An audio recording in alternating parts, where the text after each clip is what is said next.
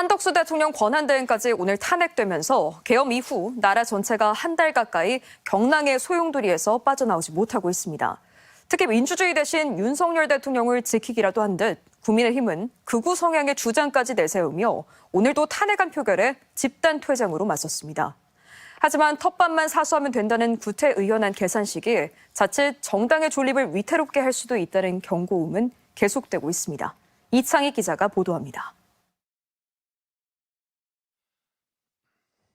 국민 모두의 눈과 귀를 의심케 한 계엄 사태 이후 매일 뉴스에 오르는 상반된 두 개의 장면입니다.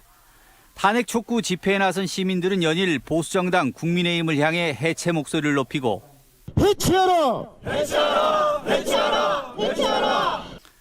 반면 국민의힘은 탄핵에 찬성한 당대표는 쫓겨나고 친윤이 대거 복귀하며 내란 혐의 대통령의 방탄을 주도하고 있습니다. 그 권한 행사를 곧바로 폭동이라고 볼 수는 없다. 민주주의 자체가 위협받았지만 책임자 처벌은 외면한 채 차기 대선 상대로 유력한 민주당 이재명 대표 끌어내리기에만 몰두하는 모습까지 보이고 있습니다. 엄동설한 거리에 나선 국민적 요구를 외면하는 동시에 윤석열 정권의 실정에 대한 여당으로서의 책임 회피로 비칠 수밖에 없습니다. 정당이 지켜나가야 될 부분을 방기하고 있는 게 아닌가. 국민의힘에서 국민을 제외하고 힘, 오로지 권력만을 추구하는 것이 아닌가 하는 생각입니다.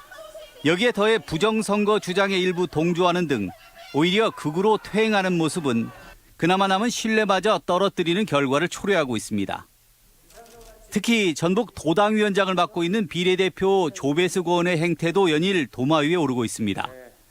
전국 정당을 표방하는 국민의힘이 도당을 개설한 이유는 지역민의 목소리를 대변하겠다는 전제가 당연하지만 이 요구를 철저하게 외면했기 때문입니다.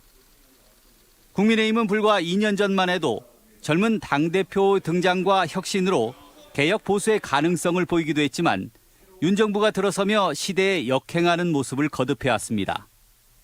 지난 봄 총선에서 엄중한 심판을 받고도 반면 교사 없이 극단에 치우친 극우 집단에 동조하는 모습까지 보이고 있습니다.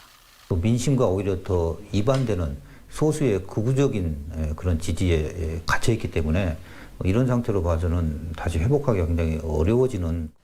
향후 총선까지 남은 시간은 3년.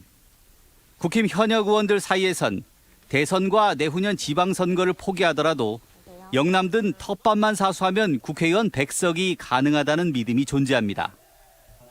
하지만 2030이 주도할 정치의 새 흐름 속에 민주주의의 길을 포기한 듯 극우 정당의 이미지에 갇힌 국민의힘은 어쩌면 이미 스스로 유권자를 외면하는 길을 걷고 있는지도 모릅니다. MBC 뉴스 이창익입니다.